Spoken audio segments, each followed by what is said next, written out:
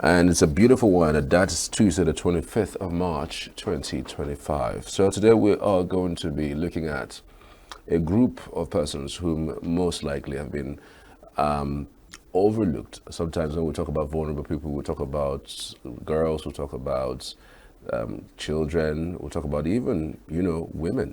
But sometimes we do not know there's a level of vulnerability that comes with being a widow. We'll talk about that extensively because we have someone in the studio to talk a little more about that. She is Mrs. Nwamaka Nweke. She's the wife of the chairman of Oyi local government area in Anambra State and the CEO of TDS Foundation. Good to have you, man. Good morning. Good morning. How are you doing today? We're good. We're good. Thank you so much for joining us today. First off, my name is Nwamaka. I don't know why people make that. It's Nwamaka, not Nwamaka. Sorry about that, but it's Nwamaka Nweke. Okay. Yeah. Sorry about that. That's fine. That's fine. You're welcome. Thank you. All right. So let's talk about the biggest challenges faced by widows specifically in the interplay of the economy of Nigeria and as it relates to the society. The biggest challenge faced by widows is that in the people's mindset, they think there's a particular way to go to widowhood. There's a script already. You get what I'm saying? There's a script already of how people think you should mourn. But I don't think so. You should let people mourn the way they feel like mourning. There's no script to it. So in this part of the world, especially in the east of it, to say I'm not trying to profile any set of people, but there's this script of a widow should be like, she should be sober, she should be like, she should look like a widow. Let me put it that way. But that's not right. I don't think that's the right thing. So that's the biggest challenge they face. People expect you to behave and act in a particular way. There's also this kind of stereotype that comes with it's all like it's a vicious circle it moves around. You shouldn't do certain things. You shouldn't talk certain things. You're not even allowed to laugh. If somebody cracks a joke and you laugh, they'll be like, why is she laughing? She's supposed to be mourning. That's part of the challenges they face. We're not even now going to the emotion, to the economical or material part of it. No, let's just talk about the human being, the mental, the emotional, which is for me being somebody I'm a very mental health person. Somehow because that's my profession, I'm a nurse, I'm a mental health nurse. So I particularly look at that aspect more. Why would you expect somebody, because the person is mourning, to behave in a particular way? That's a stereotype. And nobody deserves to be stereotyped like that. Right. And sometimes I've also heard people accuse women, if the husband passes on, they're the ones that may have killed their husbands. That's funny. I'm not saying it's not possible for somebody to kill their husband, just like a husband can kill a wife can kill a husband, but we know that is in the minority. It's 1 out of 1 million. So why would a woman ordinarily kill a man that she's married to? These two people are supposed to have an emotional connection. So I don't know why they easily say that. I don't know what gives that. For me, that's another challenge they face. And so most of the time, the people who do this, who say these things, are family members who want to find a way to push the woman out so that they can look towards the things the man left behind. You get what I'm saying? Because I don't understand why this man and this woman are living together, their husband and wife. The man didn't come to you and tell you, I'm suspecting my wife is trying to kill me or something, and suddenly, from nowhere, he dies and you said it's the wife that's responsible. There's a motive here. Right. I don't know if you understand where I'm going. Yeah. There's a motive. Most of the time, 98% of the time, trust me, there's a motive. The motive is to push the woman out and disinherit her. And her children, of course. Worse if they are only female children. That's where it gets worse. I'm in Enugu particularly because I came to do there's a foundation. They are called Healing Hearts Foundation, House of Refuge. She is a lady that particularly takes care of widows. So I collaborate with her sometimes. So I came, I met her a long time ago, though we had not met physically, but we had met and we have been doing a lot of things together. So now I'm in Nigeria. I don't live in Nigeria particularly, actually. So I came, I said, okay, let me physically see these widows. So I was opportune to talk to with one of them yesterday. It was, I don't know, I get emotional. I was almost like in tears. The way when her husband died after all the hospital, back and forth, and he finally gave up. And the way the family now, wanted to push her out of her husband's house in the village, that it belongs to them. How can the house belong to you when the wife and the children are alive? There is a family house. Says who? Who is the family? No, who is the family? If a man dies, you're telling her to submit the key of the house she and her husband built. That is a family house. Then who is the man's family, by the way? That's a question I ask. So these things I don't know, and they keep saying it's the culture. It's not the culture. It's not the culture. I've talked to old men because I get intrigued. I like to talk to people. I've talked to the older generation. They said this thing started after the war. That is not the culture. That before in Igbo land, when a man dies, even it's the family that come together to help the widow, to cushion the effects. That then why they ask her to stay home is for her that people bring things to her, help her to. But now, when you stay home, before you come out of that morning, all your stuff is gone. You and I know that. So I don't know where this culture is coming from. I think this culture is coming from a place of greed and covetousness. That's where I think it's coming from. I don't think any culture says that when a man dies, you push him out and take his stuff. That's not culture. And then you tell me who made that a culture. Forgive me, and it's mostly in Igbo land. I'm Igbo, don't get me wrong. I'm not trying to say the Igbos are bad people, but that aspect we need to look into it. Right. So let's talk about things that happen while a woman still has a husband alive.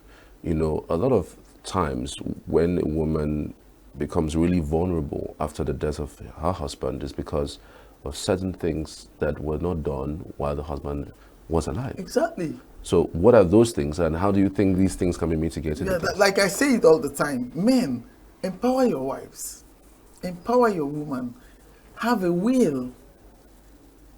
Let her even have a document to stand on to start fighting the fight, because it's a fight. Most importantly, although the percentage is, is not like before, when a man marries and he asks his wife to stay home and be doing what? Empower your wife. Even if, do you know a woman can still be empowered while staying at home? Let her know what you do. Let her know your business. Let her be the next of kin. Let her know what, your bank statements, what is going on in your business. Even if you're doing a job, let her know what you do. Talk to her about it. Let her know the things you do. And the women, show interest. Some of us women, we are equally the problem. It's just, like it's hydra-headed. Like I said before, I said it's a vicious circle. It's all connected. Be interested in the things that your husband does. Ask those important questions.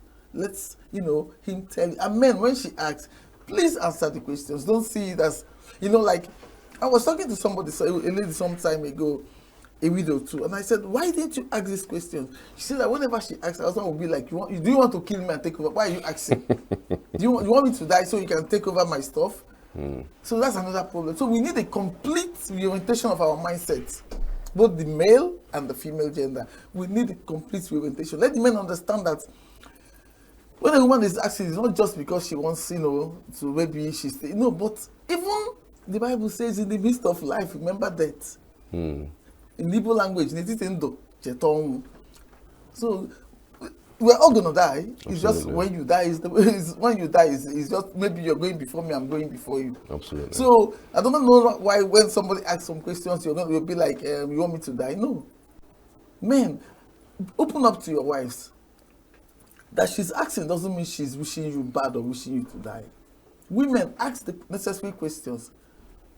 And I start to wonder, what is marriage if both of you cannot come together and know those things that you need to know? Because you have to understand that if you don't do the necessary things as a man, if something happens to you, your children that you're working for, all the work will have been in vain, because somebody may just step in and take all the things you worked for. Look at what happened with this Access Bank I don't like, Yeah. telling Nweke, people Nweke stories. But you see what happened. If he didn't have a will, what would have happened?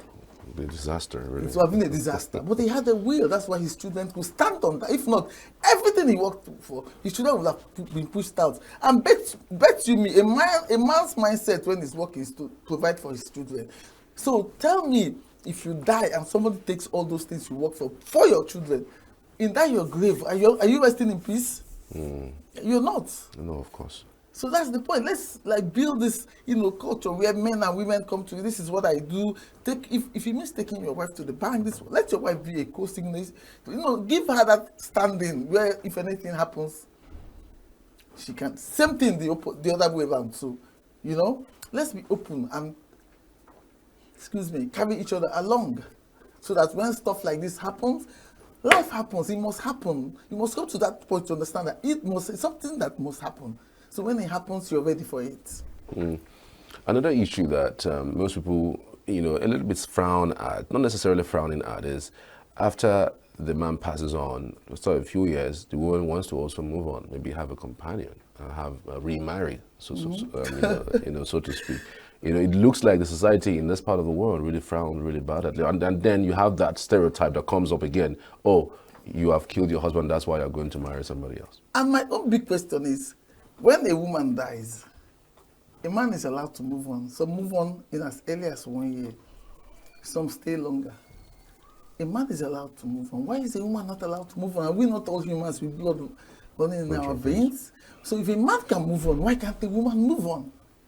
I don't understand this. I start to wonder what goes on in their head. Why do they think that a woman should be given the opportunity to love again, to move on? Why? Are you a man? I'm asking you. Why do you guys? But this scenario always plays out. Say, for instance, the woman is in the man's house who had passed on, and then she wants to marry. She marries and then brings the man into the house. So would it be she leaving with the kids to the man's house, or he coming into the house? Either way. Okay, let me ask a question. Why do you call it the man's house? Well, I mean, that thing about family coming in to come and ask for the keys to the house, it means that the communication has gone on that he owns the house. Because sometimes this house is not the man's house. Absolutely. Sometimes the woman may have contributed more than even 50%. Absolutely. So it's their house. It's a joint. So the first step is to change that mindset that is the man's house. It's their house. It's both of them that owns the house.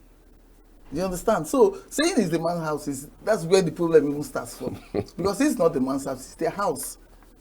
Yeah, I don't particularly, this one is personal, and that's my own opinion. Think a woman should bring in a man to where she lives with. I think somehow, that may look like a bit, because whatever we do, we still have to think about our culture, our tradition, and the way we didn't fall from the sky. So in our own setting here, it may look a little bit odd, but all the same, a woman should be given a chance. She's a human being.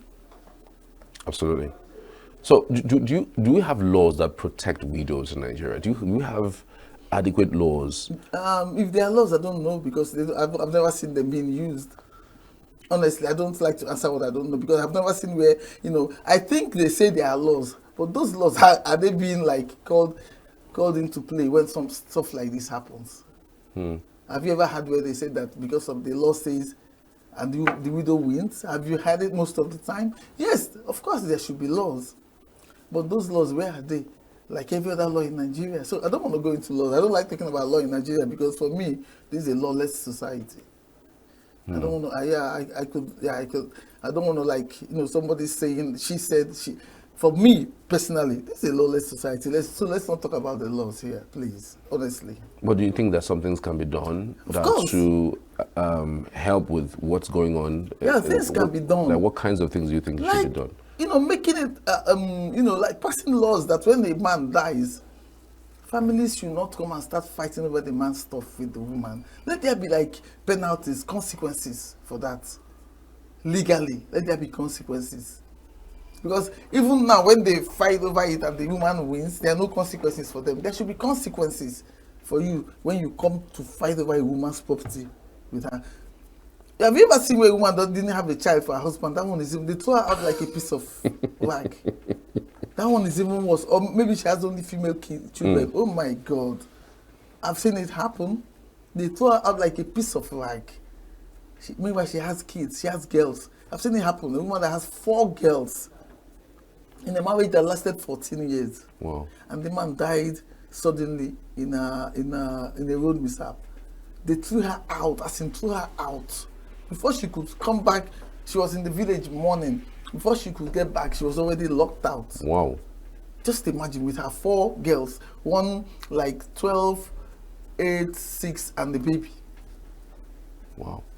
And she was homeless. We had to start looking for shelter for her.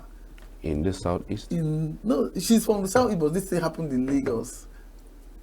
She said before she come back from the morning from the village, she was already locked out. And she willingly gave the keys to her house to her in-laws.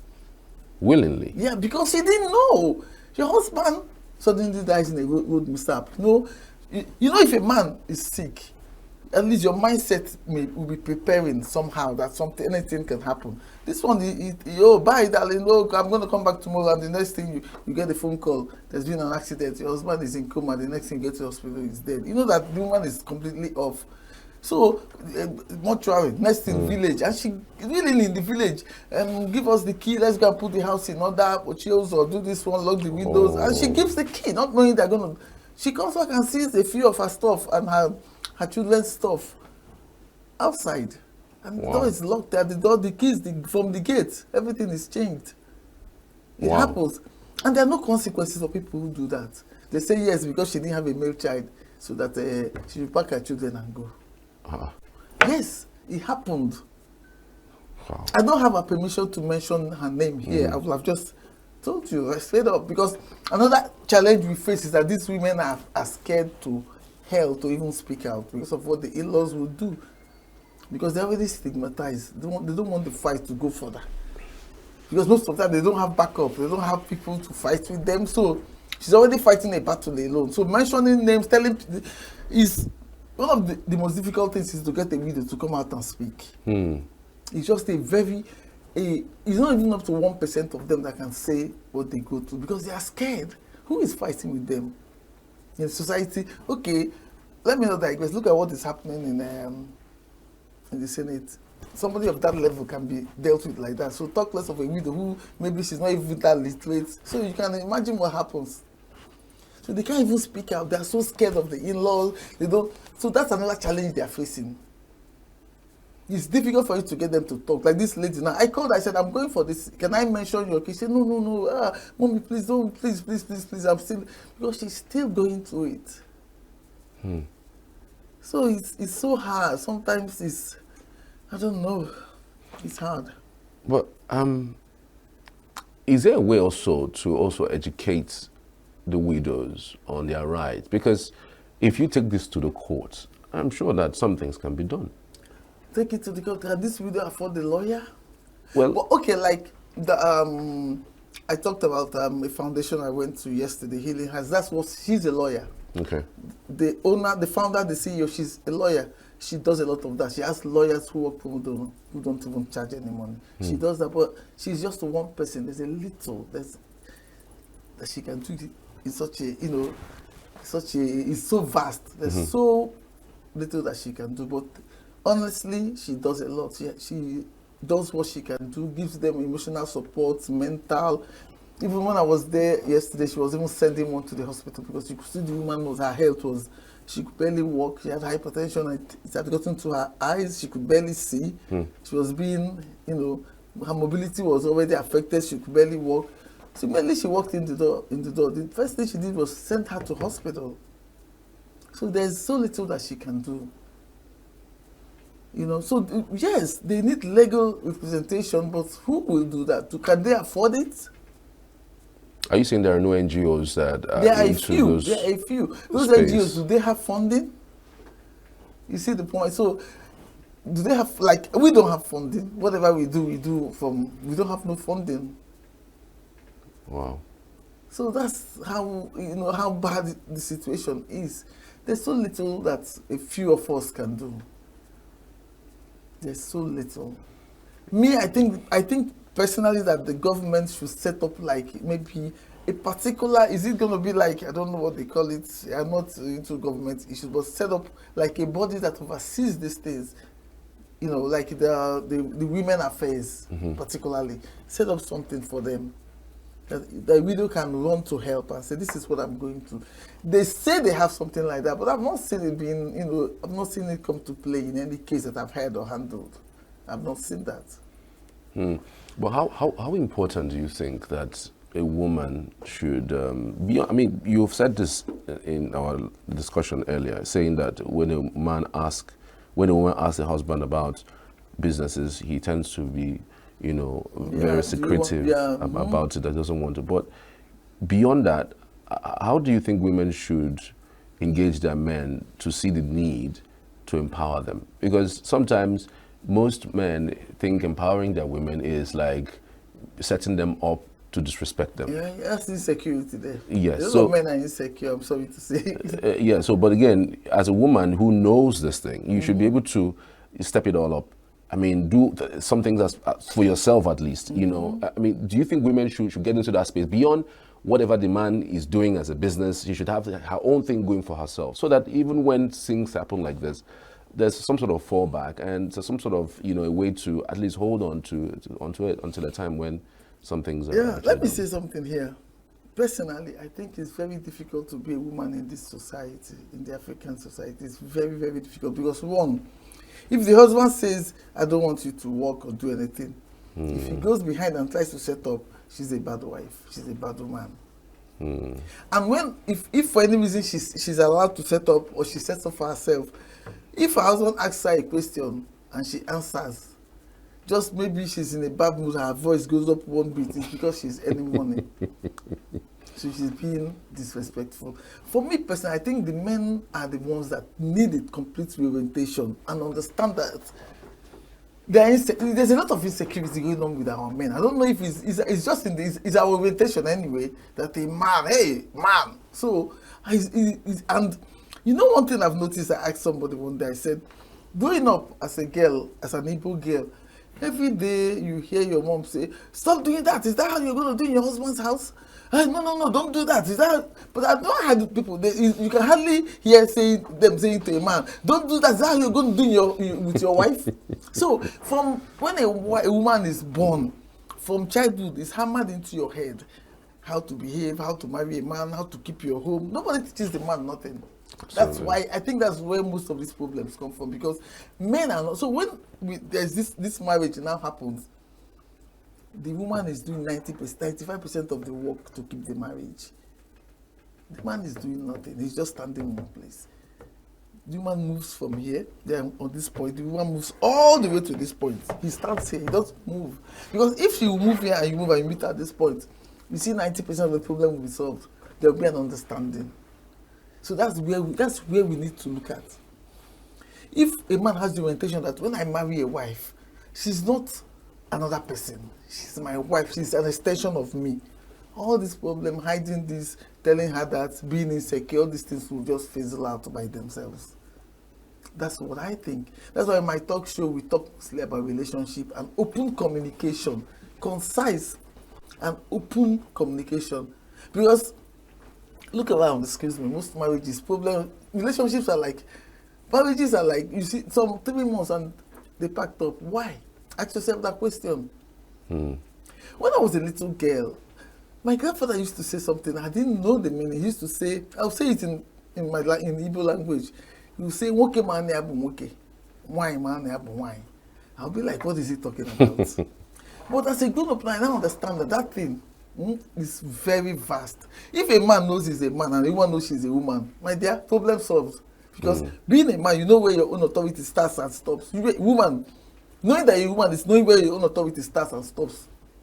Matter close, everybody comfortable, everybody knows where this. I don't know if you get the point.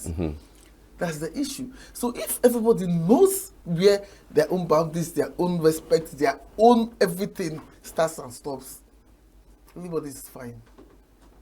So that is where the problem starts.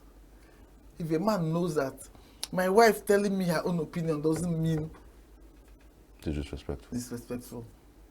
understand each other. Like somebody like me, you can see my voice. I hardly need a mic to talk. So when I'm not talking to you, you're not saying because she earns money. No, that's my voice, and I can't cut it off. You get the point.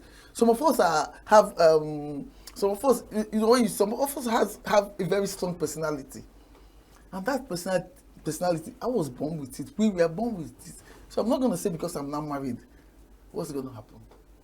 So it's left for the man to understand this is this person's personality. It doesn't mean that she's trying to do anything or. So when a woman is like that, men tend to be like, no, if this one now come and have money, what will happen if she starts earning money? No, it doesn't follow. These things don't follow. See, what will make a woman to respect you as a man? Let me give you Men Expo. I talk the talk. That's my talk show. We talk the talk. See, as a woman, I will tell you that there must be something that a woman is looking up to. There must be something, either educationally, let there be something that she has to look up to you for. That's the only, once there's something, maybe she's looking up to you, that anything that happens that she calls you, you're going to tell her, okay, do it this way, do it this way, do it this way. And she knows that, this guy is, or there must be some, maybe educational, someone like me, I like a very, book smart person. Let a man be book smart, let him be. The moment we say, like me, I'm one of those women that will say, you cannot romance my body if you cannot romance my intellect. So women are like that. Let there be something a woman is looking up to. That's what makes a woman respect you. Not because you're manning yourself, I'm the man, no. So having said that, it's not all about, empowering a woman. If dead people were to die and come out again, most of these men, oh God, they will have regrets. Honestly, they will regret it. Yeah, that's what I think. Right. Do you also think the African culture is one of the major setbacks to these types of things that happen to women? Honestly, when they say culture, sometimes I beg to disagree. Not completely, though, but these things are born out. It's just what in our head. Our culture has never been disrespectful to women. No. The African culture has never been. In those days, they say a man will marry like a lot of wives. He will keep them their own, own Hamlets. Hamlets, yeah, thank you. Their own hamlets, respectfully. The day is your turn, you come. Is that not respect? Does he now come and because then it was the system. He doesn't disrespect them. When it's time for him to give you yam, he will give you your own yam. Give this person. Share it, there's no, everybody is respected, everybody is equal. Equally taken care of. That's not disrespect, that's the culture then. So now, what stops you marry one wife and still give her that same respect that your forefathers used to give his 7 wives equally? Think about it. So I don't think it's culture, it's just in the mindset. And because, like I said, men are not taught how to marry. It's only the women that are taught. So how can you want to take an exam, for instance, and you're teaching one person, you're not teaching the other. What's going to happen? One person is going to have 90, the other one is going to get 10 over 100 because nobody taught them. So let's concentrate a little bit on the male child. The problem we have in this part of the world is we concentrate on the girl child. We think it's their second nature to take care of the home. To marry the married because most of the time the woman is in the marriage all by herself. Yeah, she takes care of the children. Even the children that are serving the man's name. I've happened to have the privilege to live abroad for quite some time, and I see that it's not the same way. Men carry their babies. Here, most of the men, if they give them their baby, they'll drop that baby. They don't even know how to hold or cuddle the child. And I'm like. So when I go abroad and I see how men carry and the woman, sometimes men are stay at home dads and their wives will work. They work based on your earning power. If the woman has more earning power, she works more. So why can't we do that? The baby is answering your name, yet you can't even hold that baby that answers your name. Yeah, I mean, some of this culture, again, like I said, it dovetails into this modern day age because, again, if you go to even in work environment, there are some positions that you never give to women. You see that happen play out every now and then. Yeah. And so these are part of the things you will look at and say, no, For that one, I think it has to do with, sometimes, okay, let's say a woman is in the position and she goes on maternity leave, what happens? It breaks chain of, because if she leaves, somebody comes up, the person has to first of all gets to know what she's been doing before you move forward. That's their argument. And I personally don't want to go into that, because if I go into that, it's neither here nor there. Because what if the man falls sick? Don't they fall sick and go on sick leave too? It's just a thing that I don't know what to say about that one. It's just we found ourselves in that situation. But again, you have mentioned clearly that some attention should be given to our male folks, from the boy child up until adulthood. But today you still see advocacies for women. You still see advocacies for women. You hardly hear or see advocacy for boys, for boy child, or even for men. Don't you think that the attention should now be focused now on men? There are very few. I can count several women groups who do advocation for because we're the ones that are being marginalized the most. We are the ones that are being, sorry to use the word oppressed. Yes, we are. Most of the time, okay. Like, well, who oppresses the women? Is it not now, the men? Yeah, So why don't you change the mindset from forming a group for women, change it to forming a group for men, so as to educate them that women are to be taken care of? No, when you use the word advocacy, it means that we're advocating. You understand? For the women, that we are asking for, maybe like asking for help, sort of. The men don't need help. What they need is a reorientation. That's what they need. Even if you think about it, when you have the gender-based violence, 98% is against women. You understand what I'm saying? Stuff like that happens. So what the men need is not advocacy per se, because if the word advocacy, me and you is like advocating, like asking for, let's use it, begging, something like that. So men, what they need is reorientation. That's what they need. So we need like a reorientation for the men, for them to understand that we are in our own azor. We're not fighting over anything. God has actually brought us to help you guys. If you're a Christian, if you want to follow it by the Bible way, if you're a Christian, excuse me, we're supposed to be your helpmates. So why are we now having this conflict if we're supposed to be helping you? There's a divide somewhere. There's a missing link somewhere. That's what we need to find. What is that missing link? That missing link is open communication. Let's be able to talk to each other, not talk at each other, talk with each other. Because if you look at it, I told somebody who came to me recently, she was about to get married, and I gave her 5 questions. I said, have you asked him these 5 questions? She's like, no. Why should I ask him? I said, you see, you didn't even ask him, you didn't talk about how many kids you're going to have? No.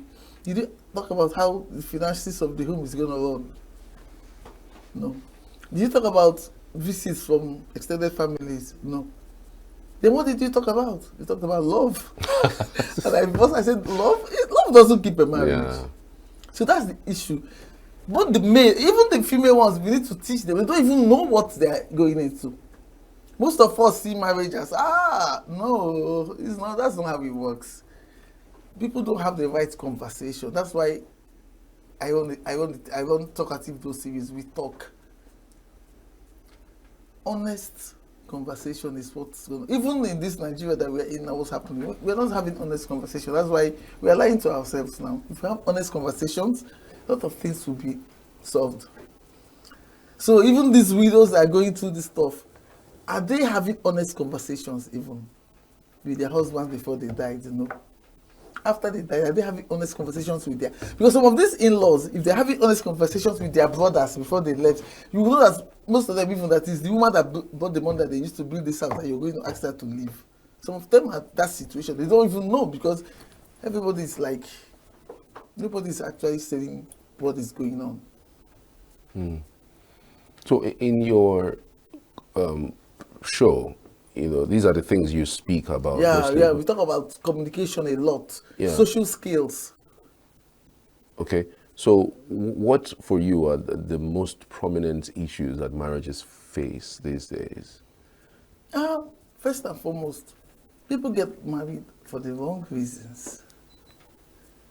And people and marriage based. Even the Bible said it. I refer to the Bible a lot, not because I'm so churchish, no, because that's the only thing. Nigerians are Christians, most of us, and we are very religious. We are rated the fourth most churchish, prayerful Christian country. A foundation. If you're building this house and you build the foundation wrong, of course, if anything happens, you know what will happen. So most of these marriages are built on lies. You don't communicate openly to people. You don't tell somebody the truth. You know why? Because of stigmatization, stereotypes. You don't want somebody to stereotype you. We don't say what we need to say. You don't communicate clear, open, concise communication. Like I asked somebody now, did you ask him about the finances? How are you going to run your finances in that marriage? You asked the lady, do you work? She said yes. Where do you work? She said, what do you earn? She told me. Does he know what you earn? She said no. Do you know what he earns? She said no. So you understand what I'm saying now? So most of the time the issues are we are not open. Our culture has made it that we think that being open makes us vulnerable. That's what we think. We see it as a sign of weakness. That's what our culture. Somehow, I don't know how that came about. Don't ask me because I don't know. But somehow, the culture made it that don't be open. Close yourself up so that people will reference you. No. When it comes to marriage, it doesn't work. How can two people get married? You don't know what I earn. I don't know what you earn. So how do we deal with our finances? So when they get married, after some time, is that somebody starts feeling cheated and they don't say it, and they still don't say it. Inhibitions, bitterness is building very slowly somewhere. You see where the problems come from. They don't talk about families. How are we going to do? Will the family be able to visit? The man will not tell the woman, I don't want a family in my house until they have married. Then he starts telling her, no, I don't want your family to be visiting you. What do you think will happen? She will stay, but in her heart, what are you thinking? Absolutely. Bitterness, resentment. But if they talk about it, please, me, I don't want any family member in my house. No, me, I want to. They will start talking about it. If they don't agree, everybody goes. But if they agree, okay, maybe they'll be coming once in a year. They agree, there's an agreement. That way, if the man wakes up tomorrow and says, no, I don't want your mother here, the woman will not start arguing. He told you he doesn't want it from the start. So you see, the bane of the issue in marriages now is lack of clear, concise communication. And people pretend, maybe the woman now wants to get married, she's like 35, so therefore, you know how it is here. So she's not asking questions. What her own is to do the wedding and marry the marry. But at the end of the day, you're still not going to marry the marry. So, open. A woman I know, you know that you have an issue. It's not as if you did anything, but you have an issue that made it impossible for you to have a child. And you're marrying a man that's an only child. And I asked her this question. Did you tell him? She said, no, when we get there to the place, we'll cross it. It happens all the time. A man, you know that you're infertile. You're marrying, you didn't tell her. Tell her, let her make an informed decision. If she wants to, she goes ahead. If she doesn't want to, she walks away. You find somebody who wants to, who you can work with. Right. And another thing that we don't look at is, in this part of the world, that not everybody is meant to marry. Not everybody can live with another person in the same house. But the culture, the society pushes everybody must marry. Some people are incapable of loving another person. They love themselves too much. Have any other atom of love to give to somebody else, and let them be. But here, because of the culture, you now marry, and the person that is married to you is in hell because you don't have ability to love another person. No matter what you do, they cannot love you. That's how they are made. I don't know what made them. Some of them are mental issues. Some of them are a lot of things. I don't want to go into that. But some people are just like that. You get me? So when you marry somebody like that, either male or female, the partner is in living hell because there's nothing you can do to make them love you. They are emotionally unavailable. They can't love you. Wow. That's who they are. Wow. What an interesting discourse that we've had today, Madam. I mean, it's been one interesting discussion. I wish I could continue this discussion. It's always very interesting to have these kinds of discussion because once in a blue moon kind of discussions, because we rarely even talk about this on a regular basis, because these are things that affect people from time to time. I mean, it affects everyone, in fact, if you want to look at it from the premise of the importance of family and the society, as the case may be. I want to say a very big thank you to you, Mrs. Nwamaka, for your time. Truly appreciate you for your time. Thank you too. I understand you're in Enugu for some Sunday. Is that program continuing today? No, I did it yesterday. I'm leaving in a couple of hours. Okay. I'll be gone, yeah. All right. Well, once again, appreciate you. She is Mrs. Nweke, wife, chairman, OU local government area in Anambra State, the CEO of TDS Foundation. Many thanks again for your time. Thank you too. Thank you guys for having me. It's been wonderful, talking to you too. Thank you guys, and I like what I see. Thank you so much. Yeah. Thank you, madam. Yeah. Save Nature TV. News in your pocket.